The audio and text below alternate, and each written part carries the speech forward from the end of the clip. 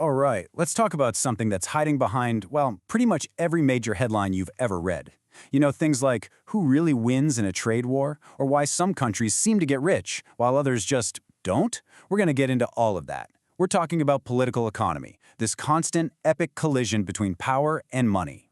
So it all really boils down to this one huge question. What actually happens when politics and economics crash into each other? When the raw drive for power slams right into the drive for profit.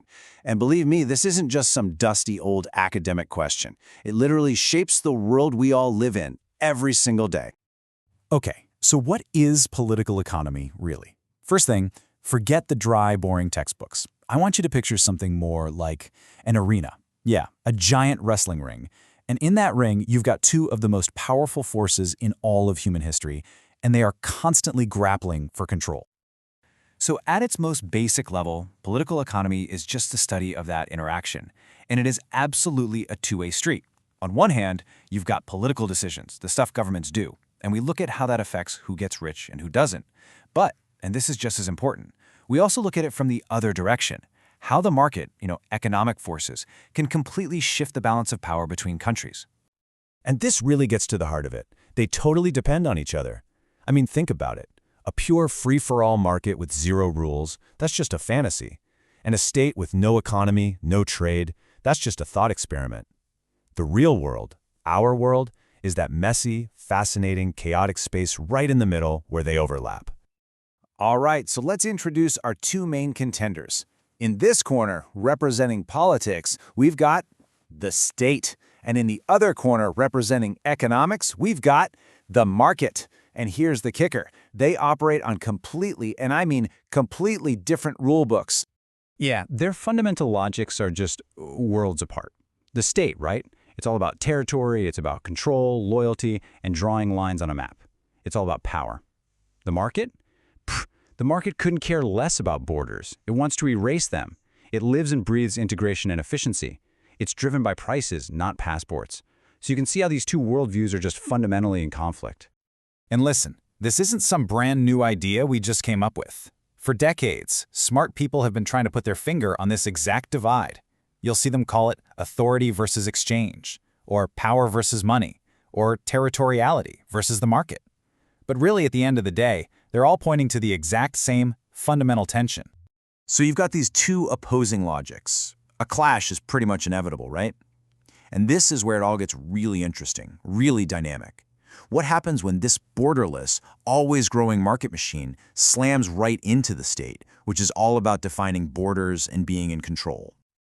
Okay, first, you got to understand the nature of the market. It's not a static thing. It's more like a shark. It has to keep moving forward. It's this relentless engine of change, always looking for new resources, new customers, new, more efficient ways to do things. And that constant forward drive, it's incredibly disruptive. So what does that disruption actually look like? Well, it means the market just spills across borders like water. It starts turning everything, and I mean everything from land to our time, into a commodity that can be bought and sold. It completely rewires society, creating these super powerful economic hubs, and then these other regions that become dependent on them. And here's the most important part. While it creates a ton of wealth, it doesn't spread it around evenly. And that right there, that's where so much of the political tension comes from. And all of that disruption, redrawing the economic map of the world, creating a bunch of winners and a bunch of losers, it forces a response. It has to. It basically yanks the state off the sidelines and throws it right back into that wrestling ring. The market's actions always provoke a political reaction. Always. So how does the state respond? It tries to tame this wild force. It starts making rules to try and steer all that economic energy towards its own goals. It steps in to shield its own people and its own industries from the harsh realities of global competition. It tries to manage the huge risks that come with depending too much on other countries. Bottom line, it's all about trying to get back some control. Okay, so this endless push and pull, this constant struggle between the market's need to expand and the state's need to control, this is what leads us to the biggest, most important questions in our entire global system.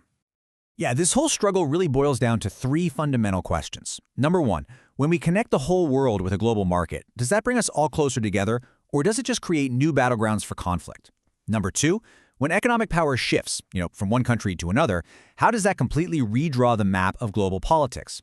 And finally, number 3, how does getting plugged into that world market actually affect a country's own wealth and, more importantly, the well-being of its actual citizens? So why does any of this matter to you? Well, here's the thing. This struggle, this fight, it isn't some problem we can just solve and move on from. It's a permanent, defining feature of the modern world. It's just the way things are. And getting a handle on this basic tension between the state and the market, that is the absolute key. Think of it like a special lens. Once you look through it, suddenly everything starts to make more sense. From huge international trade deals, to fights over climate change, to why some countries are suddenly putting up walls. It's the hidden dynamic that's always running just beneath the surface of the news. I want to leave you with a final thought here. It comes from the political scientist Robert Gilpin, and his work really inspired a lot of this. He said that the tension between these two fundamentally different ways of ordering human relationships has profoundly shaped the course of modern history. It's like a constant tug of war, and once you see that tension, believe me, you'll start to see it absolutely everywhere.